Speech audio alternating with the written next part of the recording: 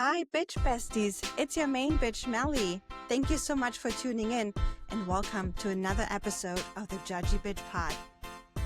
Hi, bitch besties. Welcome to a new episode of the Judgy Bitch Pod. Today, I recorded this episode together with Emily from the Perimenopause Hub, but unfortunately, we had some technical difficulties or more so connectivity difficulties or however you want to call it. So the problem during the recording or during the interview was that for me, Emily's picture and audio was completely in and out and delayed. And I really had a hard time even hearing what she said. But we continued the interview. We kept it to a short episode because I couldn't really hear what she was saying. So it was hard for me to respond or to ask more pointed questions.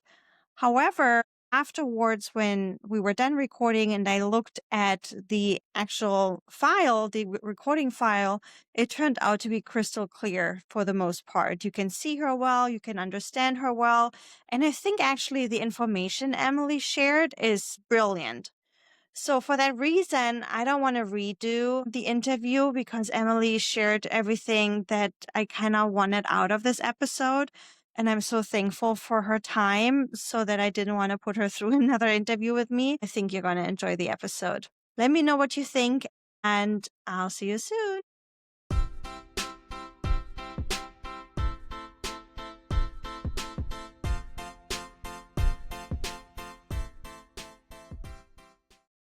Hi, Emily. Welcome to the Judgy Bitch Pod. Hey, thank you for having me. Thanks for coming on. Thank you so much.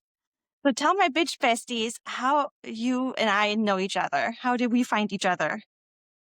So you found me on Insta.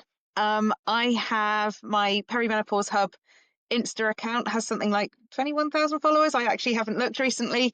And you very kindly dropped me a note and asked if I would come on the pod. And ta-da! Exactly. I was lucky enough to find you on Instagram. I was looking for perimenopause accounts because, I'm in my early 40s. I'm going through it. I have some symptoms. I don't know anything about it. So I figured why not find somebody who can shine some light and, bring us some information and share with the bitch besties out there. So thank you so much for coming on. Your Instagram is called the Perimenopause Hub. Tell me a little bit about it. For how long have you had it? How did you come about it? How many people are on? Because I know there's different people sharing information. Tell us about that. So I'll go back to the beginning. I set up Perimenopause Hub 6.5 years ago, so in May 2019, because I had 3.5 years of not getting answers of why I didn't recognize myself, why all sorts of stuff was changing. For me, it was fatigue, it was rage. Oh my God, the rage. It was tears, it was insomnia, it was a completely off the scale stress response, all sorts of stuff that I just didn't recognize. And the doctors were not as helpful as they might have been. Let's just put that politely. And after about 3.5 years of that, I finally got the word perimenopause from the doctor. Woohoo! Yay, I know what's wrong. Second puberty, all good. And so I came home and thought, right, well, I'll just find some information. And 6.5 years ago, there was not much. So I figured I'd better set up what I needed, which was access to a panel of experts, but also peer support. So in terms of the panel of experts, we have experts all around the world across lots and lots of different disciplines. So doctors, nutritionists, fitness people, mindset people, mental health people, all sorts, so that each woman can find the help that she needs rather than me trying to dictate what anybody should need. I then set up a Facebook group to go alongside that, so we would have a community. And I thought so we've got a big Facebook group. So I thought that would help 2,000 women. It's at 161,000 women today. And then the Instagram goes alongside that as well. So the posts you see on Insta are posts that have also gone onto Facebook, and they highlight stuff from the experts and all sorts of other stuff that we're doing. Wow, that's amazing. That's a huge community. I'm so glad I found you because, as you said, there is not many answers out there. You have to go look for accounts to find information. So I'm so glad I found you. Can you tell us in simple words, what is perimenopause? You hear the word so often thrown around, and everybody in their 30s, 40s, and whatever said, I am in perimenopause. That's why I'm acting this way. Can you explain in simple words what it is and like what the time frame of it is maybe? When does it start? When does it stop? I absolutely can. I will start by explaining what menopause is because we need to work back from that. So, menopause is defined as when you have gone 12 months without a period. So, and that is the end of your periods. There we are. Menopause, the average age is 51, and perimenopause is the time leading up to that as your hormones are changing. In very, very simplistic terms, because I won't overcomplicate it. In very simplistic terms, your progesterone drops in a fairly linear way, and your estrogen does all sorts of crazy stuff. And so the symptoms come from that imbalance between the two. Perimenopause can last for 10, 12 years before menopause. Now, if you think the average age for menopause is 51, obviously being an average, it has ages either side of it. It's not just like magically at 51 you suddenly get there. So perimenopause can easily start by mid-30s. Okay, mid-30s. I'm sorry, you're cutting off a little bit. What was the average age of menopause? 51. 51. So between, what did you say, 35 and 51 approximately, that's the time frame of perimenopause. And that's Broadly. when a lot of hormone change happens, right? So what happens exactly? Is it the estrogen and the whatever the other one's called? So the progesterone declines in a sort of a linear fashion, and then the estrogen declines fairly erratically, and testosterone declines as well. But it's the relationship between estrogen and progesterone that can really cause the problems. I see. So what are the typical symptoms? How do women start feeling it? Or do they ever start feeling it? And then all of a sudden, in their 40s, like in hindsight, okay, I've been having that, What is typical for women to start noticing? I'd say one of the first symptoms that doesn't tend to get talked about early enough can be anxiety. So as progesterone keeps you kind of fairly level. And so as progesterone starts to decline, anxiety and low mood and things can come in before you get the stereotypical hot flashes and things. So the stereotypical symptoms of menopause, like hot flashes and things like that, are more a sign of low estrogen. So it's when the progesterone starts to decline that you start seeing things that historically people haven't necessarily joined the dots for. That makes sense. That makes so much sense. And do we know why I don't know if I can pronounce the word, progesterone starts declining? Is there a reason for it? I mean, it's literally reverse puberty. So just in the same way as during puberty, your hormones rise to get you to the point of having your periods and being fertile, then at the end they decline. It's just the fact they decline differently to each other, and that sort of mismatch is kind of a lot of the cause behind the symptoms. Interesting. I didn't know that anxiety is a symptom. That makes total sense. Now my anxiety has Totally. gotten so much worse over the years. Okay. And I also think brain fog is another symptom. Can Yeah, you talk a little bit about that? What is brain fog? How do you notice that? it's horrible. Brain fog is kind of you're halfway through a sentence and the word just isn't there, or you're halfway through a task and you can't remember what you're doing or why you're doing it. I'll be sometimes writing an email and I think, oh, I've got a fairly good vocabulary. No words. Yeah. Words have gone. But it can also show up as just getting halfway through a task and kind of getting distracted by another task, and just your brain isn't quite, like when you've got a really bad cold and your brain feels like it's full of like cotton candy or something, and you just kind of don't quite know, it's not quite working right. It's kind of that feeling, but when you're not poorly. Yeah. That makes total sense. And obviously, I'm from Germany. English is not my first language. I learned it over the years. I'm not technically bilingual because I didn't grow up with both languages. I learned it later on in life. But I noticed that I have a lot of word finding issues. Is that part of a brain fog?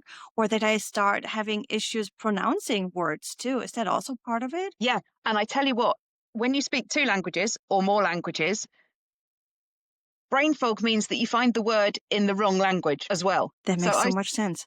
I speak fluent French and obviously I am English. And so often I'll be halfway through a sentence and think, I mean, the word I want now would be such and such in French, but I don't know what it is in English. Yeah, that makes so much sense. And I feel sometimes I keep saying that I'm in a vacuum. Like I can't remember the word neither in German nor in English. So my brain is like on pause.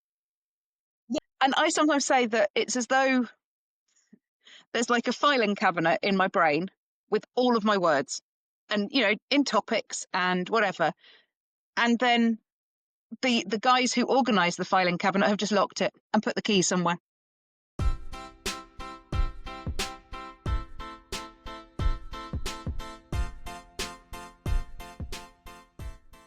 Yeah. Are there different stages of perimenopause? Is it like a slow development?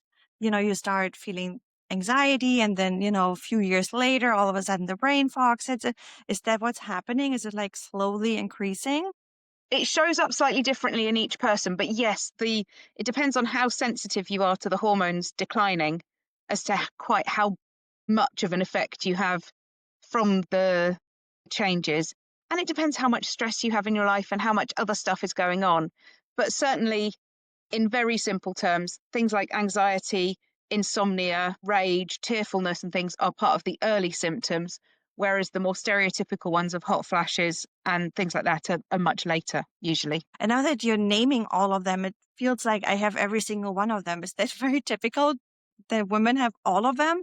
Or is there lucky ones out there that only feel a few or nothing at all? Yeah, there are those people. We don't like them. No, there's a Those long lucky list. bitches. Exactly. There's a long list of symptoms and things that you wouldn't really expect. Like a lot of women experience tinnitus and really itchy ear canals and itchy skin and dry eyes and dry mouth and so many things that and joint pain. And when you think about the Yeah. fact that we have estrogen receptors everywhere, as that declines, our body is just going, hold on. Wow. That's so interesting. Do men feel anything similar, or is it just us women who have to suffer again? Men do have a thing called andropause, which is the decline of testosterone, but it's much more gradual and it doesn't sort of come to a final point, as shown by the fact that some men still manage to father children in their 80s, which is kind of weird. Right. Whereas, you know, once ours has declined, we're kind of done. Interesting. Okay. And I know that weight gain or difficulty of weight loss also plays a huge role in it. Can you explain that a little bit? Why is that happening? Why can I not lose my belly fat anymore? So, one of kind of two reasons, really. One is that our metabolism slows down. That's the kind of easier one to explain. But also for the belly fat in particular, that's kind of a twofold thing. One, that's where stress shows up. So cortisol, the stress hormone, shows up as belly fat. But also, once the ovaries aren't producing estrogen any longer, one way that the body can create estrogen still is through belly fat. And the body knows Interesting. that estrogen protects us from so many things. So it tries to kind of keep creating some. Also, the adrenal glands create a little bit of estrogen as well. So again, if you're very stressed, then it all goes out of kilter. So yeah, bodies are really clever. Really clever and also ruining my life. Just kidding. Equally that, yeah. So especially with the weight loss and like weight gain issues, I see a lot of Instagram posts about the anti-inflammatory diet supposedly helping. Is that a myth or is that true? I don't know. I genuinely don't know. I haven't tried, but nutritionists that I know and speak to say that the best thing you can do is nourish your body with basically a Mediterranean diet, a good amount of protein, decent amount of fruit and veg, and kind of cut back on sugar and processed foods. But whether the anti-inflammatory diet works as a blanket thing, I don't know. I don't know whether there's Okay. much behind that. I don't know. I like that answer because the anti-inflammatory diet doesn't allow any sugar in your diet. And I don't think I can survive a day without sugar or chocolates. Well, quite. And frankly, when my hormones are out of whack, I need chocolate. Exactly. Yeah. And, when you're experiencing mood swings and all that, you need some comfort food. And my comfort food is chocolate. I can help it. Yep. No, I agree. So no, I don't know. I've Yeah. studied any of the diets that people talk about. That makes sense. And I'm sure there's something to it. If a lot of people experience it's working for them, I'm sure there must be something behind it. But I pick the answer that I like better. I think as we go through puberty, our body shape changes. We don't come out of puberty the same as we were as a 10-year-old. And the same as we go through menopause, our body's gearing up for the next stage and it's doing what it needs to do for us. That makes sense. Yeah. I mean, we're always going through stages. It's just, a tough pill to swallow that we women have to go through so much in our lifetime, and it doesn't end with perimenopause. Once you're through that, then the actual menopause starts happening, and that's even worse. We can probably do a complete new episode on that topic. But I also read in one of your Instagram posts that my 3 a.m. wake ups, which I talked about in previous podcast episodes, that I keep waking up at 3 a.m. And then I heard 3 a.m. is also witching hour, which also totally makes sense to me. But it might also have something to do with perimenopause. Can you explain that? So there are different takes on why, but insomnia and wakeful nights is very common in perimenopause. And 3 a.m., there are two different camps that I'm aware of for this. So one group of people, the people who look to Chinese medicine, say that it's when your liver is detoxing, and because your liver has been working so hard to process the hormones and so on, that it wakes you up. And the other suggestion is that it's that your blood sugar crashes, which is why there is an argument for things like the anti-inflammatory diet, because actually if you have completely balanced your blood sugar by not having any sugar, you don't have that drop off, which wakes you up because your body goes, Yeah, that makes sense. So maybe I should just eat chocolate in the middle of the night. right. I mean, that's the other option. That's so interesting. And what about those mood swings? Does it also go hand in hand with the overthinking and like spiraling a little bit in your thought process and, depression kicking in? Is that, also part of it? Yep. Afraid so. Yep. Low mood swings, crying at nothing. We really hit the jackpot. We were okay. And is your libido also affected by it, or that your sex drive? Yep. So that's an interesting one. Some women find that their libido skyrockets, which I think is nature's way of saying, this is your last chance to have a baby, quick. Whereas a lot of women find that it just disappears. And it is because of menopause, but I think a lot of that is because they're just exhausted and overstressed and overtired. And frankly, it's the last thing on their mind. Yeah, that makes sense. And also when you're experiencing mood swings, I'm sure the last thing you want to do is have sex with somebody. What can you do about it? Is there like a hormone therapy that doctors would prescribe, or what can you do? So they can prescribe testosterone, which for a lot of women helps, but often it's more of a poor communication within the couple and resolving that and resolving a lot of past resentment and things that have built up. And as women, we tend to need to get warmed up to the idea of sex, whereas men just go, woohoo, let's go. And if we're busy thinking about all the stuff that needs to happen in the house, all the stuff that needs to happen at work, all the stuff that needs to happen for our parents, for this, that, and the other, it just disappears off the to-do list. Whereas guys aren't necessarily thinking about all of those things quite as much as we are. So, yeah. That makes total sense. Yeah. What is something that your partner can do to support you? I see this so often in my Facebook group. That's why I'm laughing. Sorry. Actually take initiative and do stuff around the house. Not wait for a list, not wait to be told what to do, but actually do some stuff. Plan a nice dinner, make sure that the house is tidy. Do all the things that are otherwise on that mental to-do list so that then you've got the capacity to focus on each other. Yeah. Take things off the plate. That makes total sense. And when we were going into the episode, I said, let me grab my glasses. I can't see anything anymore.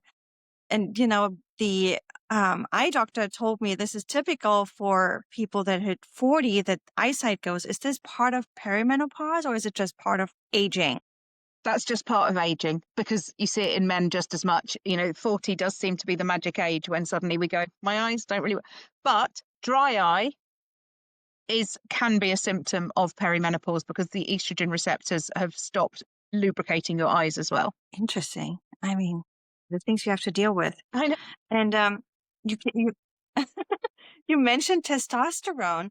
I heard that on a housewife show recently that the women take testosterone and it also helps them lose weight and muscle up and all that. Do you have any personal experience with that? Do the doctors prescribe it easily, or like is that a think struggle too? I think in the US it's easier to be prescribed. In the UK it's very difficult. So I think in the UK you've got to Interesting. be really, really struggling. But from what I understand, it can help with the brain fog. It can help with the energy levels. It can help with muscle mass. It can help with so many things. But it's under-researched in women because it's a male hormone, right? By the way, it's not just a male hormone, but it's Right. we have high levels of testosterone relative to progesterone and estrogen, but everybody focuses on estrogen and progesterone, and the medical world hasn't really researched testosterone in women. Of course they haven't. It seems like there's not as much research happening on the womanly body as opposed to the man body. Yeah, who'd have thunk it? Yeah, that's just the world we live in. That's so interesting. Would you recommend for anybody who is experiencing symptoms to go see the OBGYN and have their hormones tested, or what's a good first step to take?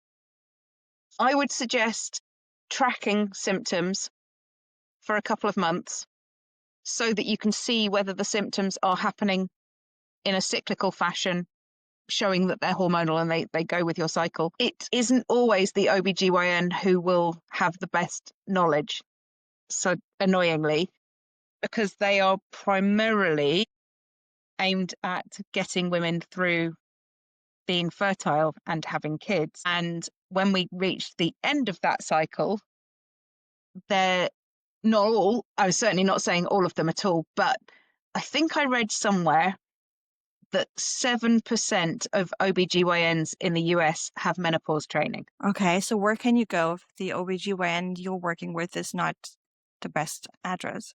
There is the Menopause Society. I would always encourage people to look on the Menopause Society. And I think for the US, it's the North America Menopause. I think if you look up NAMS.org or something, then you will find providers on that. And also there are telehealth providers who are specific menopause providers. You might get lucky with your OBGYN. You might get lucky with your primary doctor, but you might not. Mm-hmm. Okay, that's good to know. Do you know why there's still so much stigma around this topic? Why is this not talked about more?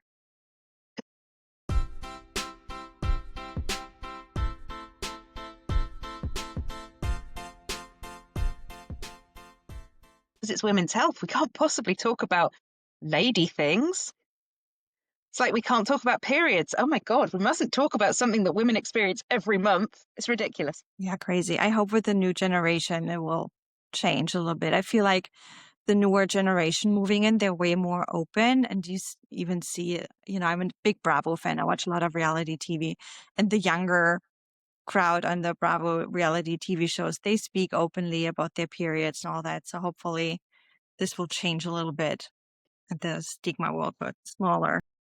It definitely is changing. It's definitely going in the right direction. Do you have any advice for women from your communities or from your own experience? What really has helped? Would you suggest, a balanced lifestyle?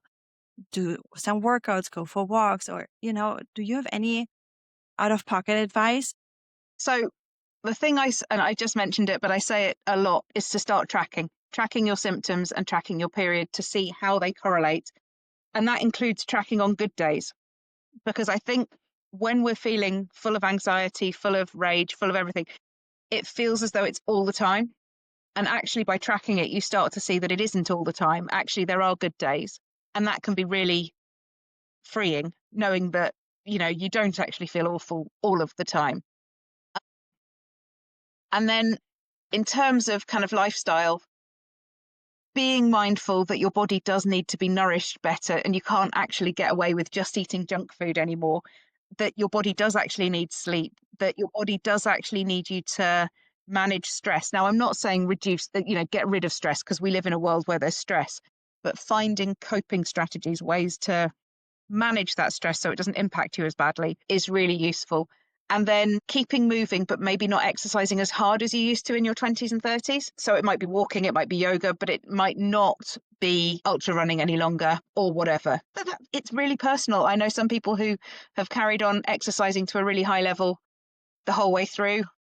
For a lot of people, it really doesn't help them. So it's really personal. And this is what's so difficult, is actually you need to start dialing into what your body is telling you. Yeah. Okay. You mentioned tracking your period and tracking your mood swings and anxiety and all that. Is there an app that you can recommend? Is there anything out there? I use Clue app.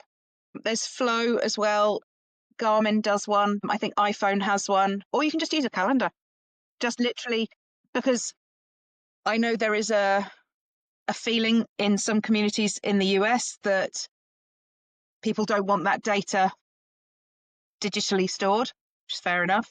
So you can just use a notebook or a diary and just write it down. Interesting. Wow. Okay. So if someone is listening and is feeling off, but not sure why exactly, or, like me, you were mentioning all those symptoms. I'm like, oh man, that sounds familiar. I have all of those. What should they do first? Start tracking or start seeing a doctor, or what would you recommend to do first? What's the first step? I would start tracking first, because then when you go and see the doctor, you've got some data to take to them to show that you can see that there is this change. But join communities like my one and just get chatting, getting the information. Find out what's going on in your body. So get tracking, find out what your body is telling you, then get information. Because unfortunately, although it shouldn't be difficult to get help, it still is sometimes tricky to get help. So the more that you can empower yourself and have data to hand, the more you're helping the doctor to help you, basically. Yeah. Okay. All right, Emily, do you have time to still play some games? Yeah. Wonderful. The first one I have for you is called Hot Flash or just LA traffic or England traffic. So it's a quick fire round where you can decide if the lines describes perimenopause or just an everyday chaos. Go on then. Okay.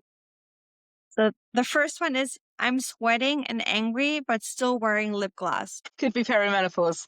Could be everyday life. That's me. Everyone's moving too slow and I might cry. I think that's everyday life. Certainly Christmas shopping. Right.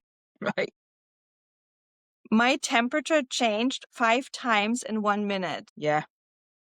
Probably hormonal. See, I think the hot flashes is like the main stereotype we think about when we think about menopause, but it technically can already happen in perimenopause, right? Yeah. But equally, 25% of women never have a hot flash. Interesting. My poor mom has been suffering from hot flashes for like 20 years already. And I'm like her little twin. And I'm like, do not give that to me. I've never had one. I've never had a hot flash. Oh, lucky you. Okay, fingers crossed I won't get that either. But I feel like I've already been experiencing it over the last 10 years or so that my body runs hot. And I even take medication against sweating profusely. So I have a feeling that I'm already in the middle of it. Although it doesn't really come in hot flashes, my doctor thinks it's related to anxiety, which anxiety might come from perimenopause. It's the thing, it's all kind of, yeah, it's a vicious cycle. It's a very vicious cycle. We poor women have to go through all of that. All right. Last one for this game I have for you is someone cut me off and I almost threw a sandal. Yeah. I mean, perimenopause rage is a real thing. I mean, the amount of road rage I am experiencing, and I'm really trying to to go there. But it's like, from 0 to 100 in 0.2 seconds. Yes. It's like the red mist just descends and you have no control. It's terrifying. Yeah. It is terrifying. It seems so out of character. And it's like, I'm not that person, but apparently I am. Here I am. But that was another thing for me when I started tracking. I found that there were very clear clues that my body was giving me that the rage was about to hit, because it felt as though it came from nowhere. But once I'd started tracking, I could see when it was due, when it was coming, and I've been able to manage it much better. That makes sense. I'm definitely going to start doing it. And now that you're saying it, I feel like I have better days when I'm, LA traffic is horrific. And I have days where I'm more cool and I can swallow it better. And then there's other days where I literally want to play bumper cars with everybody in front of me. Yeah. So Yeah. I'm going to start tracking it. That makes total sense. Okay. The second game I have for you is called Hormone Myth or Fact. So you can bust or confirm these rapid myths I'm going to tell you. The first one is you can't get pregnant during perimenopause. Myth. Yeah. You can get pregnant, ladies. So yes, as careful long with that. as you are having periods, you are ovulating, you can get pregnant. Yep. You can get pregnant if you have sex drive. Yeah, well, yeah. Hot flashes only happen at night. Myth. Not true. Perimenopause starts at 50. Not true. Not true. It starts in the 30s, you said, right? Can do. It's different for each woman, but yeah, like with puberty, I mean, my period started when I was 12. Some people's periods don't start till they're 14 or 15. Some people are 9 or 10. It's the same. Yeah. Yeah. Mood swings mean you're just emotional.